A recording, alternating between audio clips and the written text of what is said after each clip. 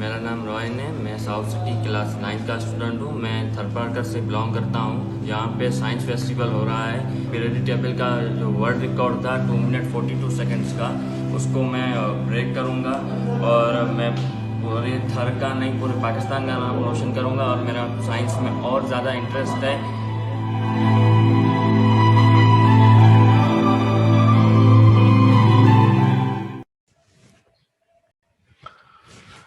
تھر کے 9ویں جماعت کے طالب علم روہن کمار کا ورلڈ ریکارڈ۔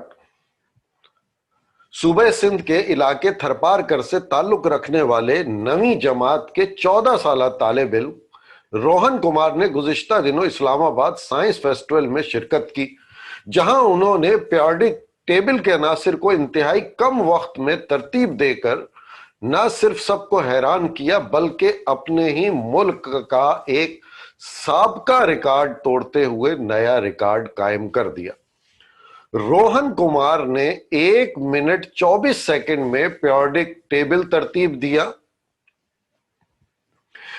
یہ وقت اب تک موجود Guinness book of world record میں درج وقت سے کم ہے، جو لاہور کی 9 سالہ طالبہ نتالیہ نجم نے 2 منٹ 42 سیکنڈ میں پیریڈک ٹیبل ترتیب دے کر قائم کیا تھا۔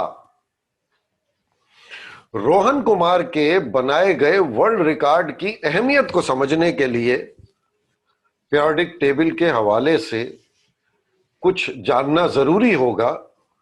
اس کا پس منظر کچھ یوں ہے کہ قبل سن 1800 سے 9 عناصر دریافت کیے گئے تھے، جبکہ سن 1800 میں ان دریافت شدہ عناصر کی تعداد 34 ہو گئی۔ لوگوں کی جستجو جاری رہی، ریسرچ جاری رہی، جس کے نتیجے میں سن 1870 میں عناصر کی تعداد بڑھ کر 68 اور سن 1905 میں ان عناصر کی دریافت شدہ تعداد 118 تک جا پہنچی۔ ماہرین کے مطابق 118 عناصر میں 92 قدرتی عناصر دریافت ہوئے، جبکہ 26 لیبارٹریوں میں ریسرچ کے نتیجے میں دریافت کیے وجود میں آئے۔ عناصر کی تعداد 118 ہونے کے بعد اس حوالے سے اسٹڈی اور ریسرچ میں مشکلات آئی، ان کو سمجھنے میں مشکلات آئی، جس کا حل نکالنے کے لیے پیریڈک ٹیبل وجود میں لایا گیا، جس سے اس کے بارے میں اسٹڈی کرنا پڑھنا انتہائی آسان ہو گیا۔ ہلکے عناصر بھاری عناصر کی جانب ہلکے عناصر سے بھاری عناصر کی جانب ایک ترتیب بنتی ہے، جسے پیریڈک ٹیبل کہتے ہیں۔ ٹیبل میں ہلکے عناصر اوپر اور بھاری عناصر نیچے دکھائی دیتے ہیں، جبکہ بائیں سے دائیں طرف پھیلی سطروں کو پیریڈز کہتے ہیں، اور یہ ضروری ہے کہ ایک پیریڈ میں موجود عناصر ایک جیسی خصوصیت بھی رکھتے ہوں۔